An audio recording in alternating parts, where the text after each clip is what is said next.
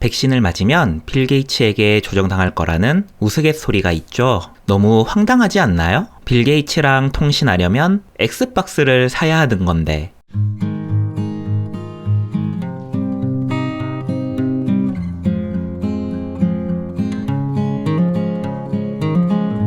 안녕하세요. 곰사장입니다. 북극 서점에 오신 걸 환영합니다. 헤일로 인피니티 엔딩을 보고 있던 차에 엑스박스 컨트롤러를 타고 빌 게이츠 형님의 음성이 들려옵니다. 곰사장, 게임은 재밌니? 내 책은 다 읽었고 빌 게이츠의 환경책이 나온 건 알고 있었지만 굳이 사보진 않았었는데요. 그 음성을 듣자마자 책을 샀고 앉은 자리에서 모두 읽게 되었습니다. 이 책은 기후재앙에 대비해서 개인 단위의 노력을 촉구하는 책은 아닙니다. 기후재앙을 대비하고 있는 산업과 기술을 설명하는 쪽에 더 가깝습니다. 연간 510억 톤의 이산화탄소가 배출되는데요. 510억 톤이 어떻게 배출되는지, 그리고 이걸 극복하기 위해 산업과 기술은 어떻게 발전하고 있는지를 설명하고 입법, 정책, 그리고 개인은 어떻게 노력할 수 있을지를 설명하는 책입니다. 우선 별점부터 매겨보자면 5개, 좋은 주제, 읽는 재미, 모두 잡은 책 등급을 드립니다.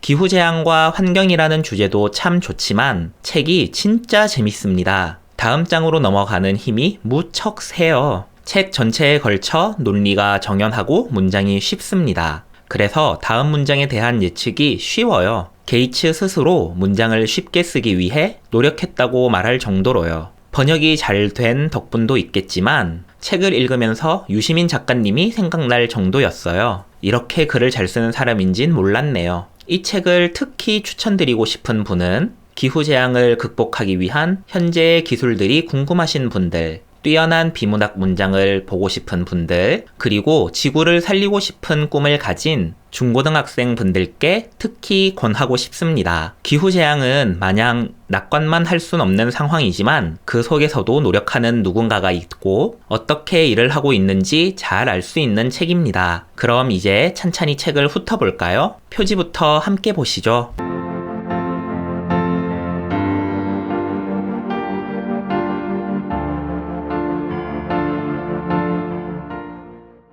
못생긴 표지는 아닌데 딱히 예쁜지도 모르겠어요. 파란색에서 빨간색으로 가는 그라데이션은 아마 지구의 온도가 올라가는 걸 표현한 거겠죠? 책 표지가 좀 어수선해 보이는 건 커다란 영문 제목에 한국어 제목이 샌드위치처럼 끼어 있어서 그런 것 같아요. 오히려 책 등은 빌 게이츠의 사진을 빼면 정말 깔끔하고 예쁘게 나왔죠. 예쁠 뻔 했는데 참 아쉬웠다는 말로 책 표지 이야기는 마무리해보겠습니다. 하지만 내용은 정말 기가 막힙니다. 복잡할 뻔한 내용을 정말 쉽게 풀어냈고 저자의 문장력을 번역이 완벽히 뒷받침합니다. 제 마음대로의 요약을 정리해보겠습니다. 이산화탄소는 연간 1510억 톤이 배출됩니다. 다양한 온실가스가 있지만 쉽게 논의하고 계산하기 위해 이산화탄소로 환산한 용량과 표기예요. 저자는 이걸 노력해서 줄이자가 아니라 배출량을 0으로 만들어야 한다고 합니다. 이미 배출된 이산화탄소가 사라지는 것도 아니고 줄이자는 말도 얼만큼이 모호해지는 만큼 배출량을 0으로 만들어야 한다고 합니다. 코로나19로 인해 현재까지 세계 인구는 10만 명당 14명이 사망한 것으로 추정되는데요. 기후재앙이 실체화가 된다면 그보다 훨씬 더 많은 사람들을 죽일 수도 있다는 예측을 합니다.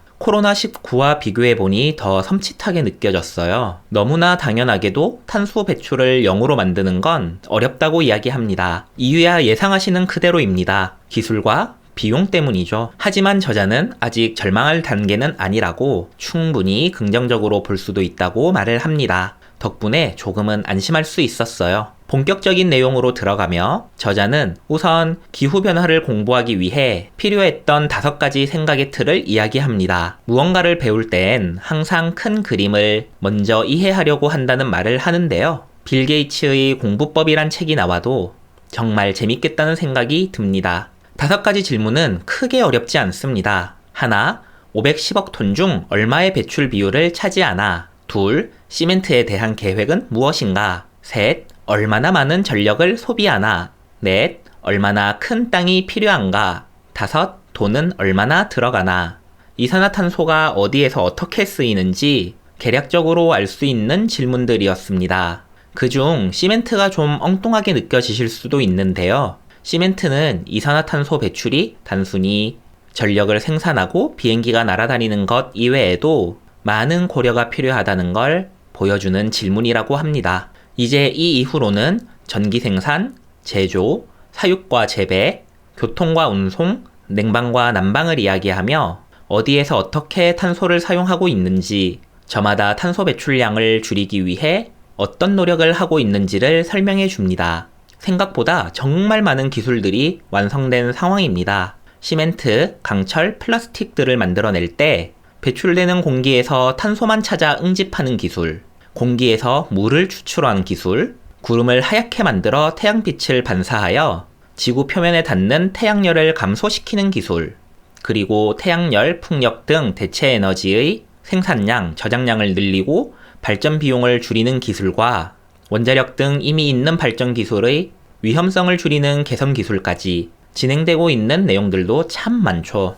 물론 이 기술들이 도입되지 못하는 이유는 환경을 위해 추가로 드는 비용인 그린 프리미엄 때문입니다. 기술의 완성과 상용이 가능한 단계는 커다란 차이가 있는 것이라 사실 이 그린 프리미엄이 결정적인 장벽인 거죠. 이 그린 프리미엄을 극복하기 위해 빌 게이츠는 이 책에서 민간의 투자를 촉구하고 정부의 책임이 앞서가길 요구하며 사용자들도 할 수 있는 선에선 그린 프리미엄을 부담해 주길 요구합니다. 자산가, 기업가, 봉사계의 큰손으로서의 면모보단 기술 예찬론자로서의 작가의 모습이 더욱더 두드러지는 책입니다. 기술이 세상을 좀 더 낫게 만들어줄 거란 믿음이 엿보이는 책입니다. 마침 지난번에 읽었던 유시민님의 거꾸로 읽는 세계사에서 잡스, 게이츠 스타일의 과학자, 엔지니어, 기업인을 역사의 주역으로 평가할 거란 문장이 불현듯이 떠오르는 책이기도 했습니다. 빌 게이츠 기후 재앙을 피하는 법에 대한 이야기는 여기까지입니다.